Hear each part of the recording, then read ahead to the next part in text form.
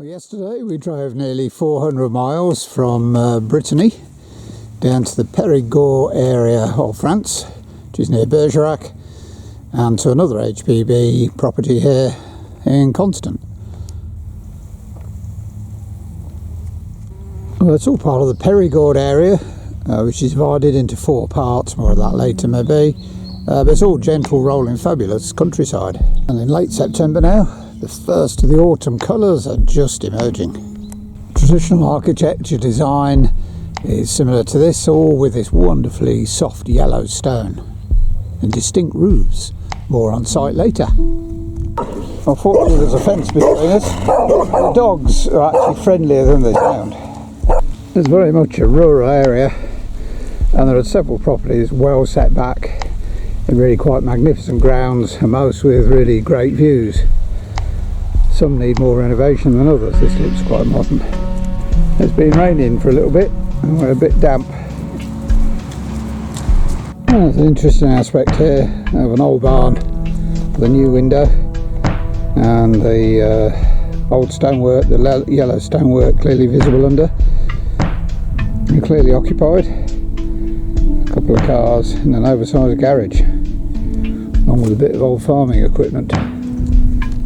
Well, this is a little village, probably more a hamlet of La Poulet. We're walking along the main street now, haha. Surprisingly, there are street lamps. Once on site, we parked up and enjoyed our apartment, which is located just up above the car there.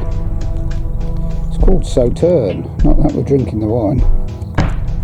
The site as ever is an interesting blend of purpose-built, new and converted from dilapidated old. And together there are 55 units ranging from studio to 1, 2 and 3 bedrooms here. It's all been tastefully planted, very mature now, and is a really quite a beautiful site. Inside the clubhouse, facilities include a pool table and snooker. Well, the following day, after a bit of a murky, misty start, there was a cycling opportunity along with David, our local guide, on the right, and Paul, another band holder like me. Just 3 of us today, doing a 28k bash. Well, we reached a small town of Saint-Albert, complete with a church hidden behind the trees. Where it's a Monday today. It's also a small market day. Another village, which is quite small but with a large yellow stone church.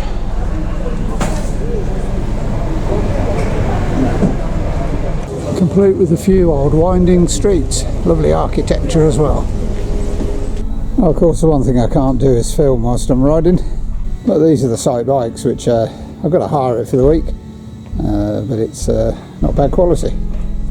It's another quick stop in a sleepy little town nobody else is much about. A few miles south of the Constant site, on a canal without any boats, is the pretty little town of Lalinde. And we're doing a little car tour exploration today. A big basin area. Yeah, it's got more bird life in than boat life. So we crossed over the waterway into the town itself. Grey heron on the bank there also, nice reflection. Even if I say so myself. Oh, the French are very much into their super deep bins. These things actually go deep into the ground, so it takes a huge volume. They're very neat and very tidy. Well, the bird life continues, but this time we're just still in the same town, Lalinde, which is in fact on the Dordogne River. Big wide river, very clear water running here. Very picturesque, pretty little town, Lalinde, that we've just parked up in for a quick look around. That was the church just ringing the 11 o'clock bell a couple of seconds ago. Oh well, a couple of seconds later it was still doing it. Interesting features on the rooftops here. Well, we've driven and parked along the river in the township of Limeuil, and having parked we've got quite a steep bit of ascent to get into the little village itself, but we're hoping that the effort's worth it, because the gardens, is what we've come to see. Well, the gardens are chargeable, and believe it or not, we don't have enough time today. We've got something else on this afternoon, so we're just looking around the village itself. Oh, it might be on top of the hill. But this is l'église, the church of Limeuil. Yeah, it's another different style of church tower. Oh, you rarely see this. This is a grassy, well, I won't call it main street, but access little road between the buildings. Might even call it the village of rooftops. But because of the steps, obviously, no cars.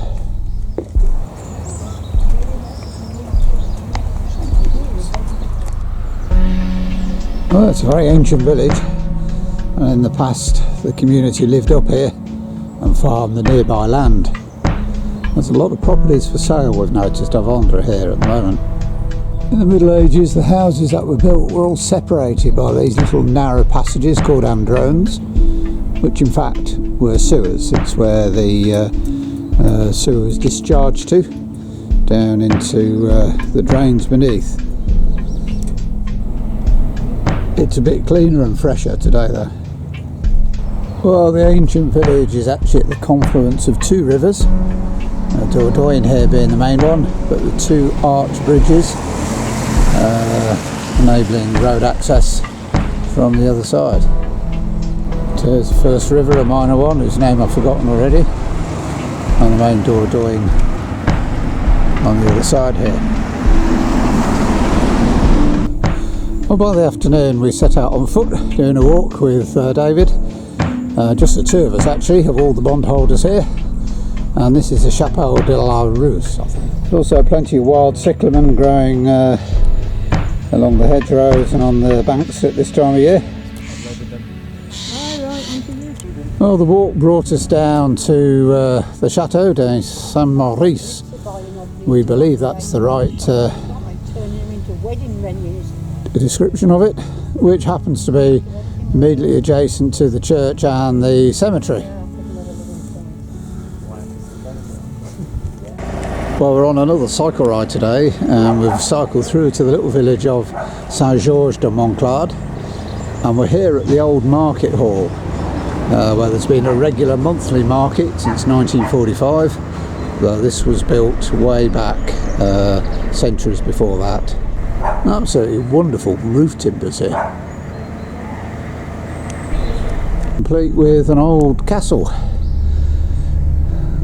part of which is clearly derelict, but the rest of it is still glassed and windowed, so maybe part of it is lived in. A typical French village. And adjacent is an old chapel which was restored in 1960 according to the sign. I moved up to, what's it called, Clermont de Perigord? Clermont de Perigord. Yeah, that'll do. It's a lovely well, we've just come up quite a steep hill, and I made a joke about the little box there. Said, is that where the defibrillator is? And the answer is yes, it is. Whew. Yeah, it's another really pretty little village. Table, chairs and teapot, but no service. Looks like the Virgin Mary on top of the tower there, just above one of the village squares. An old castle entrance, complete with the requisite church. We just walked up, with a gap there, alongside the bed of roses. It originates from, I think, the 10th century, in medieval times, and presumably was an abbey at some point in the past by the look of the stonework on the tower there. It's atop a hill, as we discovered when we cycled up to it, with beautiful, gentle, rolling countryside, Perigord countryside all around. Well, the forecast for the following day was rain all day, and that's exactly what it's doing. We've driven about an hour through to the very pretty, well, it would be in good weather, village of Beynac, which is on the Dordogne. It allegedly has one of the best preserved castles in the Perigord area. And we're here primarily because yesterday Mary booked us on to a boat trip at 12 o'clock for about an hour. That's the boat, and it looks like potentially we may get a little wet. The village itself, although it's quite old in terms of its history, has been modernised quite elegantly also, with a nice rustic sandwich bar available. Some nice looking baguettes there. But whilst there are one or two places open, you kind of get a bit of an end of season feel to the place. But to back here, the cafe bar, clearly shut. The plat du jour, which around here includes duck, which is a very traditional Perigord selection. 2 courses come in at €23. Well, in the middle of the 19th century, the village here had about 800 inhabitants, and it was teeming with people, including basket makers, blacksmiths, carders, caterers, and the hillside is covered in vines and slopes of chestnut groves, which were a cash crop, and hundreds of sheep. That's a little bit of history. Well, I had said ducks were readily available in the Perigord. Here are a few of a different variety. Okay, so we've set out, and a fairly busy boat. Another group are on. It's the Celtic people who came first here. And you'll get a double commentary now, me and the river. They said Doronia. Doronia means water running like a horse, even, they used to say, those Celtic. In the bottom left of the picture there, we've got historic Dovecote. And Beynac means the village on the rock, and you can kind of see why. As we travel upstream, there's a little window opening here in the trees through to Marquesat Castle and Gardens. The story of this place, half French. 2 bridges cross the river ahead here. The original one, built in 1884, only lasted 50 years. As then when the river gets very high, the construction of it at a low height prevented the boats from getting through. The more modern bridge, railway bridge, is its more recent construction. Works on people because side of the river, as they do live in the castles.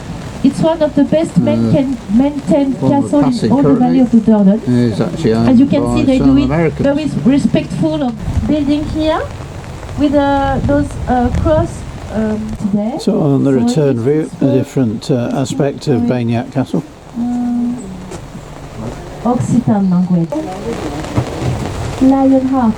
The Lionheart, yes. On the house. It was the setting of the film Chocolates with Julia Binoche and Johnny Depp. Yes, you. Well, we continue to drive alongside the river and pass through several really beautiful little towns, still quite wet, and castles and just beautifully mellow coloured buildings are everywhere. Underneath the big cliffs up on the side there. For the first time today, the rain has eased quite a bit. Still raining a wee bit, but we're wandering into the village of Montfort. All the towns have their own castles, and this one in Montfort originates from 1214. Well, it's turned out to be a really difficult castle to access. We walked all round it, and this is the best view I can get through this gap. Well, the next day was quite a mixed weather day, and we deferred the morning cycle ride to the afternoon. by which time the sun had started to shine and the cows had got up off the ground and started grazing again. Well, we carried on the bikes, again just 3 of us today, to the tiny little village of Follet, again with characteristic but always differently spired church.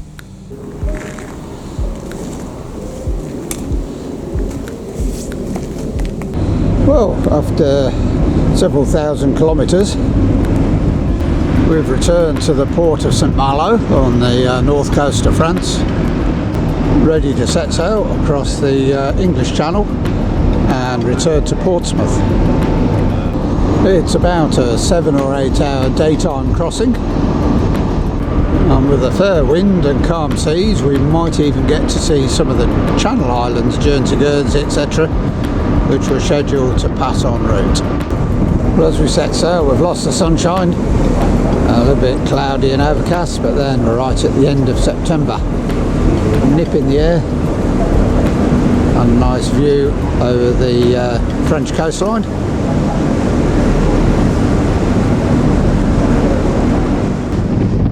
During the crossing, the sun came out a bit more. Looking to the west now, we've got the island of St Anne, not a Channel Island we were previously aware of.